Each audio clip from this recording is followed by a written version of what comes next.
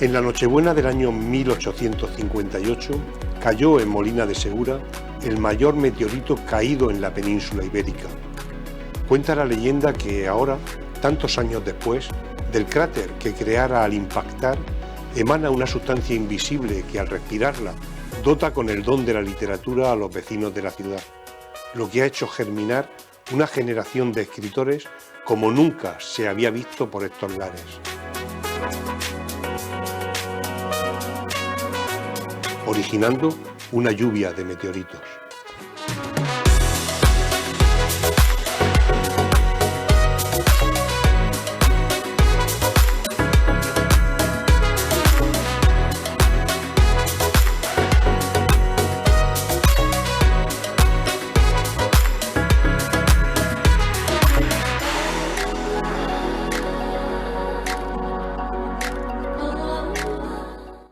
Buenas noches, bienvenidos a Lluvia de Meteoritos, el programa de cultura y literatura de TADER Televisión.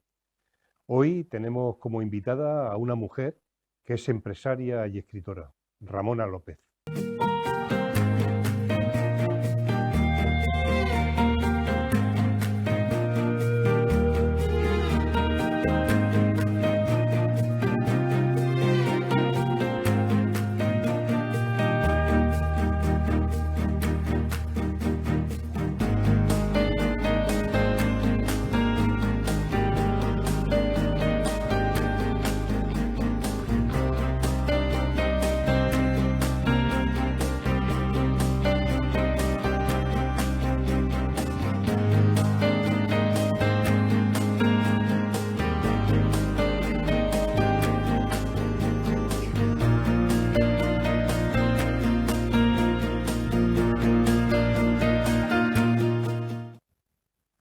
Buenas noches, Ramona. Muchas gracias por estar hoy aquí en Lluvia de Meteoritos. Hola, buenas noches. Muchas gracias a ti por invitarme, con lo que a mí me gusta hablar. Nada, estamos encantados. Ramona López Gómez nace en Zarcilla de Ramos, en Lorca, pero a los 7 años se traslada con su familia a vivir a las Torres de Cotillas, ciudad donde vivió y donde pasó pues, su infancia, su adolescencia. Desde hace 19 años vive en la huerta de Molina de Segura, en La Arboleja, junto a su marido y sus 3 hijos. Ramona se licenció en Historia del Arte por la Universidad de Murcia. Es una apasionada de los idiomas, habla francés, inglés, alemán, lo que le abrió muchas puertas en el mundo profesional. Ella dirige actualmente una empresa ubicada en Molina de Segura, una empresa de exportación e importación de productos congelados para el sector agroalimentario. Por su actividad empresarial, la comunidad autónoma en el año 2021 la nombró Mujer del Año de la región. Además de todo ello, es escritora. En el año 2024 publicó el libro de relatos La sombra del perro y colabora como articulista en el periódico La Opinión y en el diario.es. Hace como un par de años, mi socio en la editorial La Fea Burguesía me llamó para decirme que una escritora de Molina, llamada Ramona, a la que yo no conocía, nos había enviado un manuscrito de un libro de relatos que estaba francamente bien. Además, me dijo que Ramona era empresaria y que, entre otras muchas cosas, pues se dedicaba a vender por toda Europa rodajas de limón murciano congelado para los gin tonic que se toman en el viejo continente. Y me dije, si no me extraña que sea escritora, porque esto ya da para un relato, ¿no? Ramona, ¿qué cosas más interesantes y más originales vendes en tu empresa? Bueno, sí, la verdad es que lo de los gin tonics no se me había ocurrido, pero da para un relato. Uno que empiece así, que contenga esa rodajita de limón congelada que te vale de limón y te vale de cubito en el cubata. En el cubata, muy bien. Bueno, hemos dicho que estudiaste Historia del Arte, pero a la misma vez que hacías la carrera, también estudiabas francés, inglés, alemán, idiomas. ¿Por qué esa pasión por los idiomas? Pues porque se me queda aquí. O sea, quiero decir, se me daban bien los idiomas, se me daban bien en el instituto. Cuando salí del instituto de aquellos institutos donde nosotros estudiamos, yo ya salía hablando francés con fluidez. Entonces, en algo que tú dominas siempre quieres ampliar. Y empecé a estudiar inglés y francés en la escuela de idiomas, lo hice a la misma vez que la carrera, y ya cuando terminé estudié alemán, pues porque me gusta ampliar sobre el tema. No sé. ¿Y por qué te llaman tanto la atención los idiomas? Me llaman la atención los idiomas porque crean puentes. Me interesa todo lo que tiene que ver con el idioma. Me interesa la literatura, como está claro, por eso estamos aquí. Me interesan los idiomas, me interesa el comercio, todo lo que genera puentes de comunicación entre las personas y particularmente los idiomas. Decía Carlomagno que uno tiene tantas almas como idiomas es capaz de hablar. Y me parece que tiene sentido porque cuando tú hablas en otro idioma adquiere como otra dimensión, ¿no? Otro carácter en tu interior. No sé si otra alma, quizás, pero sí, o sea, me reconozco en esa frase. ¿Y lees lees literatura en otros idiomas? Sí, ¿O? sí. Y son diferentes, ¿no? A cuando lees Sí, esas son traducciones. completamente diferentes. Sí, eso me interesa mucho también. A ver, en francés me resulta muy, muy fácil, en inglés también. Con el alemán, al leer en alemán tropiezo un poquito más porque es un idioma que me encanta, pero es un idioma endemoniado. Endemoniado.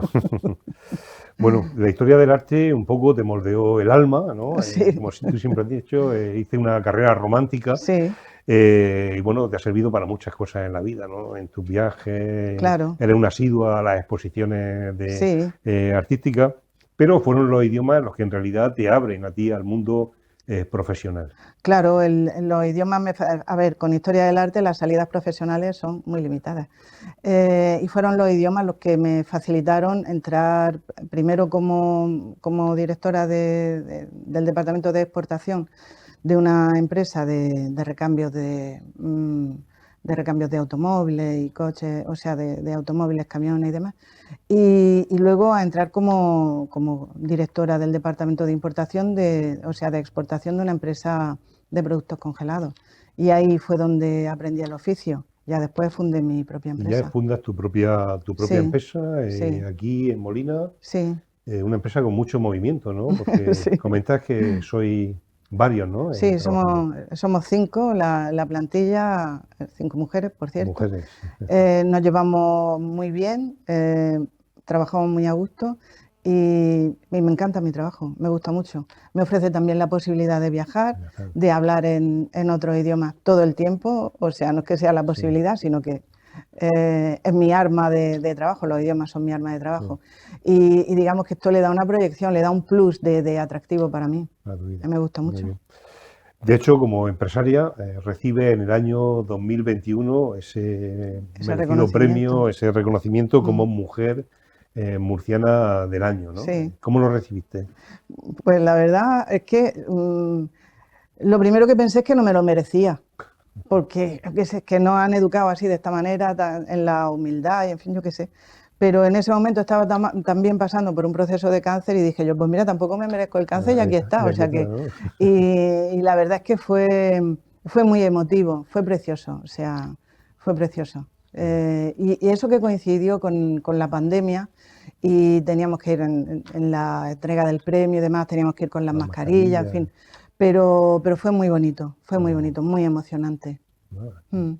Sí, Esa pasión que nos contabas por la lengua, ¿no? Por la sí. expresión, ¿fue la que te llevó a empezar a escribir ya desde niña? ¿O? Sí, yo creo que le pasa a todos los que empiezan a escribir, empiezan más o menos en la adolescencia, que es cuando empiezas a hacerte preguntas. Y para mí el mundo se hace inteligible cuando lo escribo. Me sigue pasando ahora y empezó a pasarme cuando era adolescente.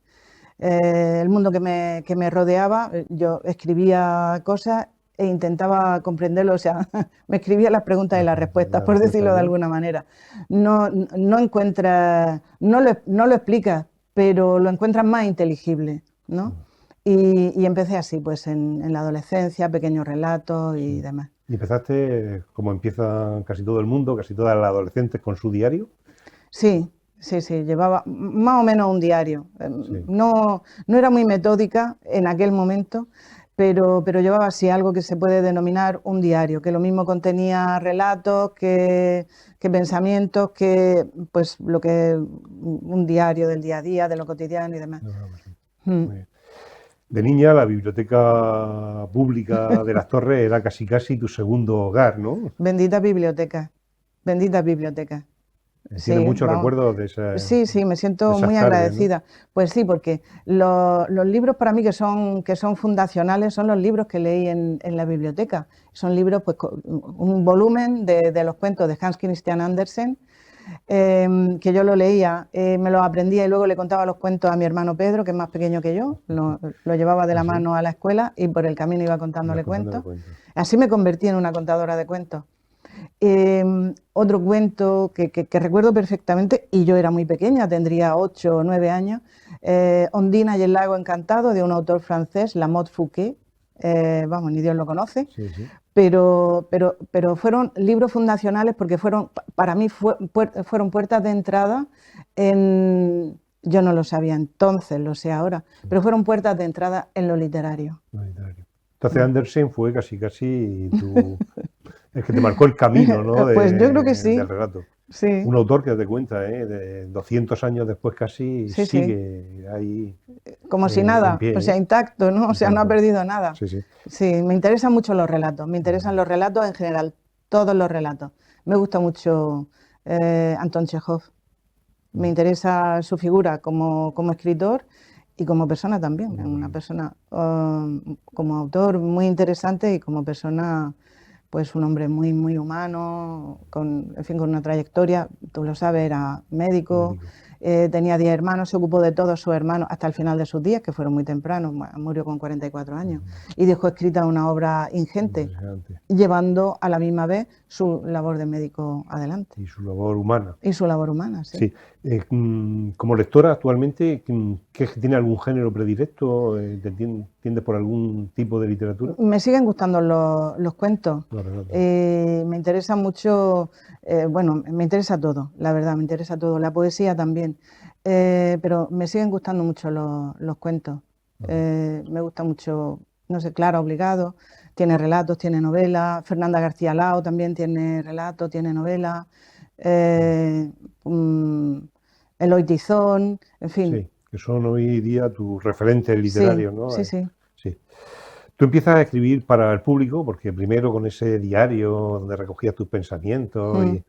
y tus cosas, escribías para ti, ¿no? Pero tú empiezas a escribir ya sabiendo que te van a leer en las redes sociales. Sí, sí, así un poco como de casualidad o de sin proponerte nada en concreto, pues empezaba comentando cosas de la actualidad y el personal me animaba y me decían, tienes que mandarlo a un periódico, te tiene que, en fin, tienes que publicar, en fin, pues a la gente le gustaba y claro, la interlocución es lo que te proyecta. Entonces, pues a Sí, mayor interlocución, mayor interés mío por seguir sí, escribiendo. Y en aquel momento, José Antonio Montesinos, que llevaba la crónica del pajarito, que ya no existe, desapareció. pues me pedía colaboraciones y terminó pidiéndome una colaboración permanente. Yo cada vez que se me ocurría una cosa la escribía mm, Y, y y, se la y mandabas, ahí, bueno, pues a partir después, cuando cesó su actividad la la crónica del actividad. pajarito, empecé a escribir para el diario.es, después para La Opinión, en fin, pues llevo varias cosas. Sí, Ahora también escribo para Rosa Roda News, en fin, llevo, sí. Y siempre, más o menos, tu temática es sociopolítica, sí, ¿no? sí, sí. Mm. Eh, ¿Ambientada en algún tema en particular o No, en general, no? de todo lo que va surgiendo Sí, y también pues reflexiones, artículos de fondo, pues, yo qué sí. sé, un día se me ocurre escribir sobre la soledad o sobre el concepto de felicidad en nuestro tiempo, Sí, yo qué sé, de sí, lo tú que eres se me una va mujer ocurriendo. progresista y entonces Sí, siempre desde sí, desde esa un punto mirada, de ¿no? vista, Del progresismo. efectivamente, desde un punto de vista humanista. Ujú. Y un día de escribir esos artículos en prensa digital, pasa a escribir ficción. ¿Cómo Sí, fue ese cambio? pues porque como me, digamos que encontré una vía de expresión con interlocución y aquello me animó, dije, yo, jolín, esto es lo mío. Y me apunté al taller de Lola López Mondéjar. Y entonces ahí ya fue llegar a casa. Lola López Mondéjar es otro referente para mí, tanto como escritora de relatos como ensayista. Como ensayista. Y llegar al taller fue literalmente llegar a casa. Eso. Y los relatos que aparecen en este libro, muchos de ellos han sido escritos en el taller. Escrito en el Sí. taller. Aquello de pronto supone un cambio muy grande, ¿no? A tu hora de escribir, de pasar a la ficción. ¿Pero Claro. eran historias que tú llevabas en tu interior Sí. o empezaban a surgir ahí? Se proponía el tema y empezaban a surgir la historia en mi cabeza. Se proponía un tema y entonces algo hace clic, no sé, hay un cortocircuito Sí, sí. y surge la historia. ¿Tú recomiendas a la gente que acuda a los Sí. talleres literarios? Si alguien quiere pintar, ¿qué es lo que tiene que hacer? Sí. Acudir Sí. a un taller de pintura donde le enseñen a Sí. pintar, ¿no? Pues si alguien quiere escribir, pues yo recomiendo que vaya a un taller literario donde le den las pautas que debe seguir también. Sí. Yo creo que en el arte, tanto en la pintura, en la escritura, hay algo innato, ¿no? Pero una vez que tienes esa cosa innato, es importantísimo para un pintor no solo ver mucha pintura, Claro. sino también asistir a esos talleres, ¿no? Y para un Sí, escritor sí. ocurre lo mismo. Tú Y puedes para un tener escritor cierta lo mismo. capacidad para contar historias. Sí, pero sobre todo también porque la literatura es de todas las artes la más solitaria, ¿no? También. Se escribe en solitario y se lee en solitario. La forma de ponerla en común son los talleres. La forma de ponerla en común para que alguien Sí. te diga por aquí vas bien, corregirte esto, darte otra idea, darte otra proyección. Entonces, a mí me parece súper importante y es también, digamos, Sí. un lugar donde florecen las ideas, Sí. con la intercomunicación con otras personas que se interesan por lo mismo que te interesas tú. Sí, una cosa tan solitaria que tú la Claro. escribes, no sabes nunca cuándo se va a leer, porque No ahora lo sabes. si empiezas a asistir ya al club de lectura que están leyendo tu libro, ves que mucha gente descubre cosas que tú ni siquiera habías A visto, eso me ¿no? pasa mucho. Y claro, tú también lo sabes, Paco, resulta muy curioso las lecturas que recibes tú de tu libro, de otras personas, Sí, que dices tú, ostras, pues yo esto no lo había visto, no me había dado cuenta, pero es verdad, tienes razón. Sí. O sea, porque al fin y al cabo nosotros somos los primeros lectores de nuestros relatos. Sí, Terminas de escribirlo y dices, ostras, esto estaba dentro de mí, estaba- ¿no? de verdad. Pero luego las personas que lo leen tienen otra lectura, a lo mejor diferente, o que tiene otros matices de lo que tú misma has escrito. Y ahí se comparte. Es un buen lugar para compartirlo. Para compartirlo. Mm.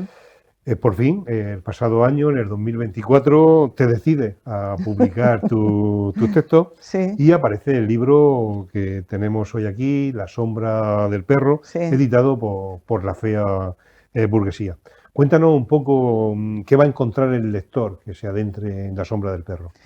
Pues, a ver, este libro son relatos que surgieron mucho en el taller de Lola López Mondéjar y que iban apareciendo de forma inopinada, iban componiendo un puzzle que al final compone una especie de Macondo personal, ¿no?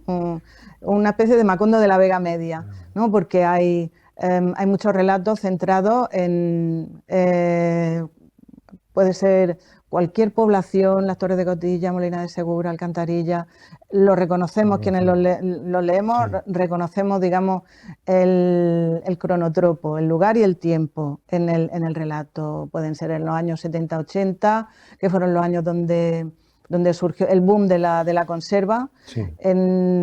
Hay varios relatos relacionados con la conserva en el libro y son como lo que percibe una niña o un adolescente, 12, 14 años por ahí, las impresiones que va recibiendo del mundo y que, pasados los años, va devolviendo al mundo en forma de relato. En forma de relato.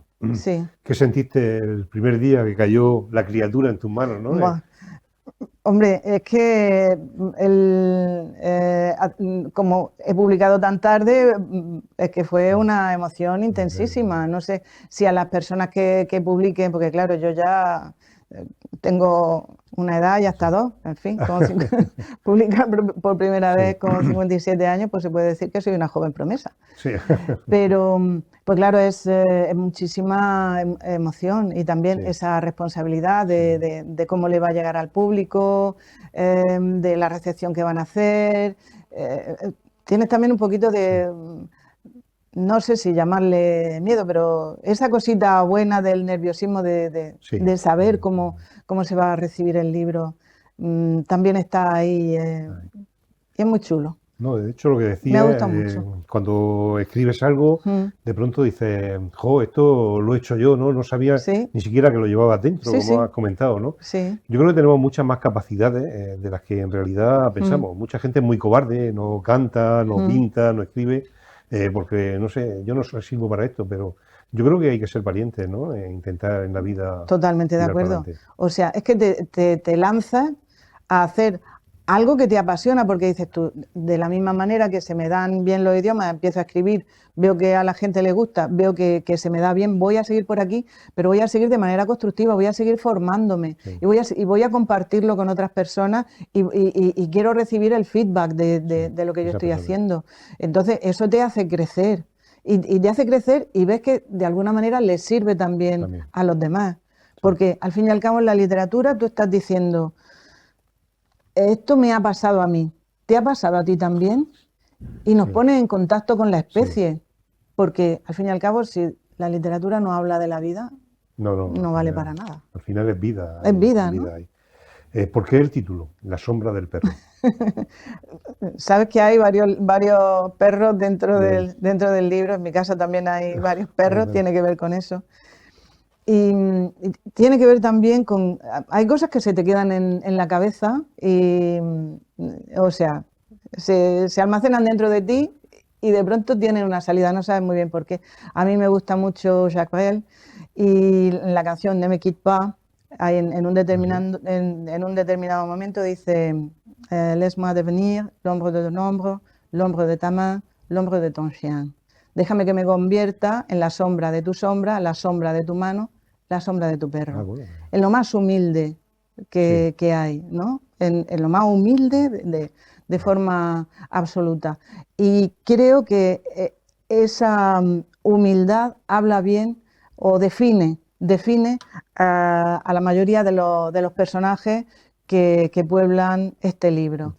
Porque son personajes derrotados, a los que puede definir bien la frase de Borges que está al principio del libro, que dice, la derrota tiene una dignidad que la ruidosa victoria no merece.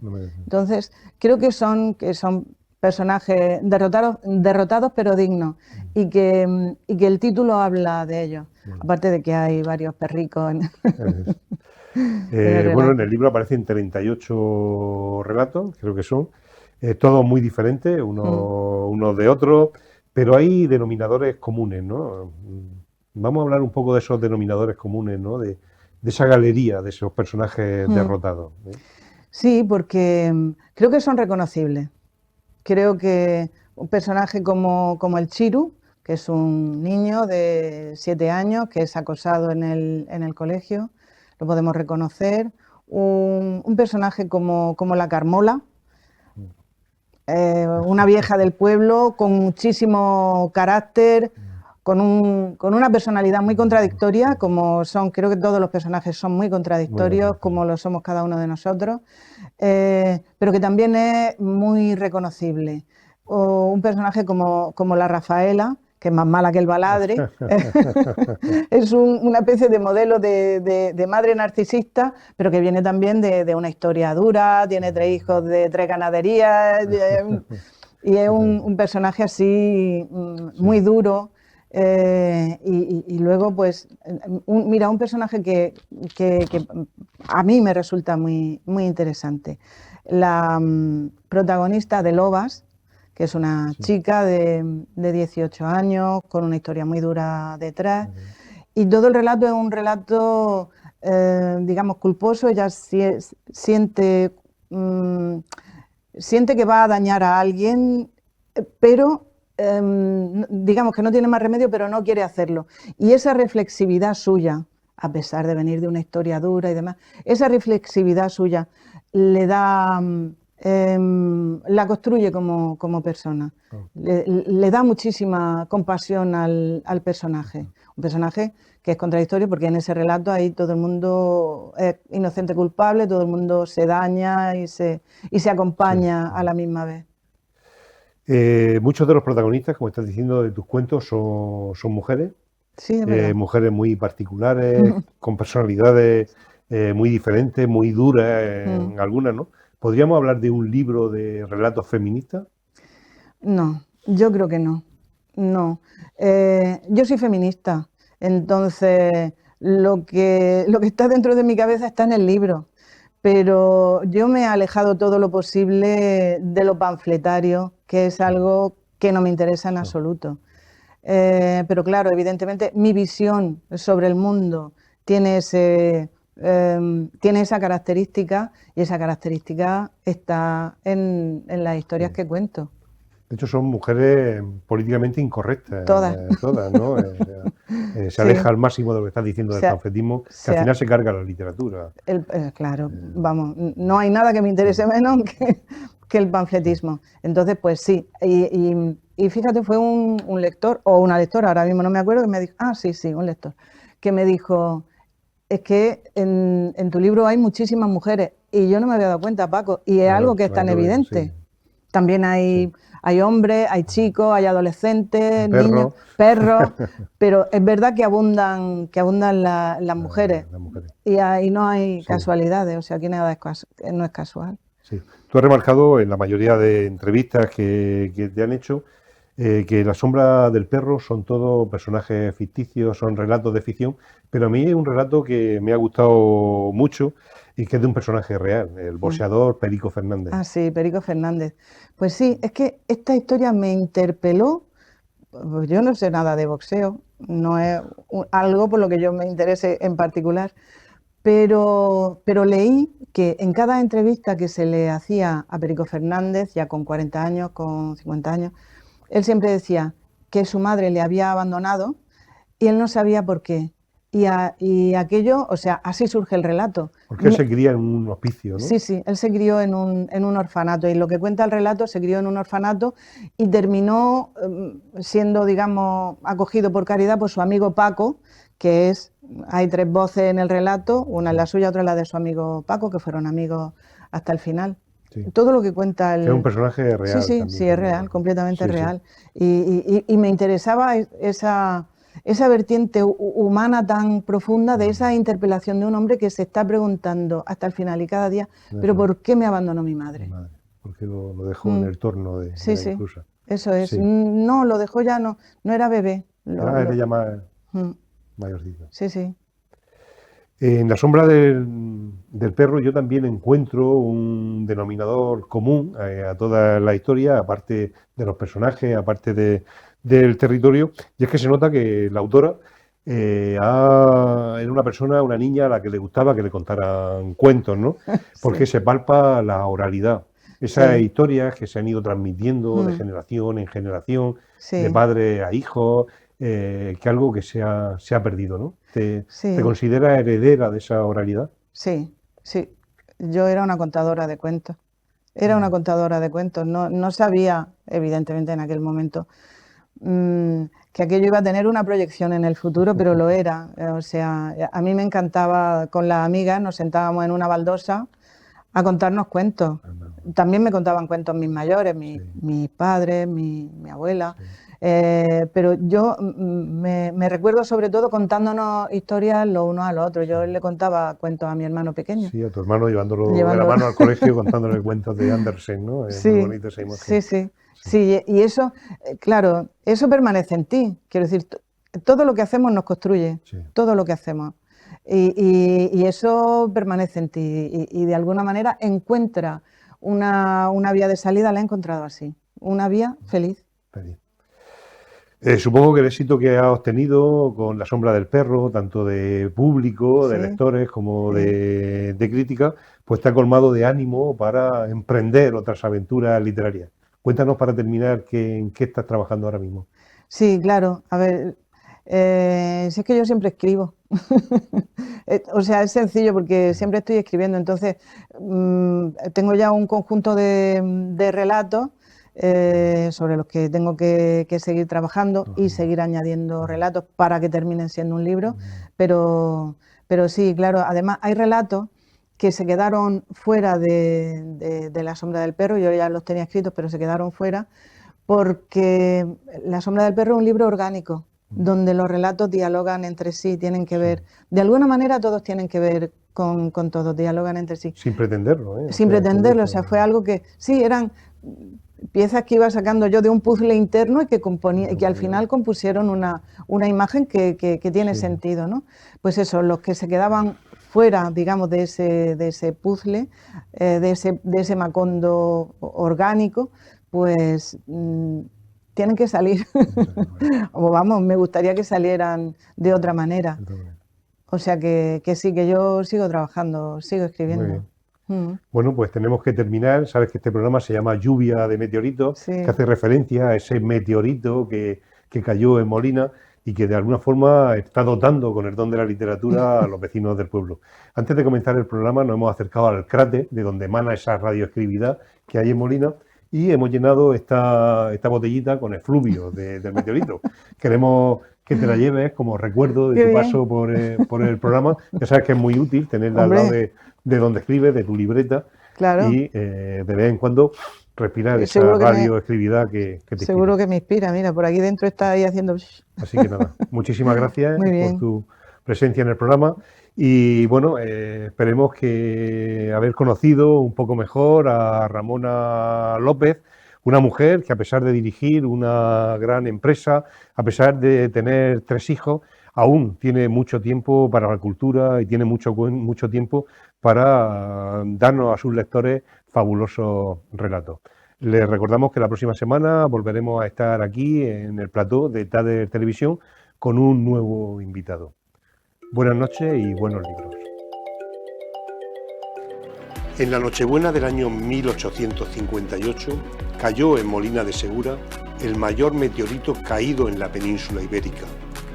Cuenta la leyenda que ahora, tantos años después, del cráter que creara al impactar, emana una sustancia invisible que al respirarla dota con el don de la literatura a los vecinos de la ciudad, lo que ha hecho germinar una generación de escritores como nunca se había visto por estos lares.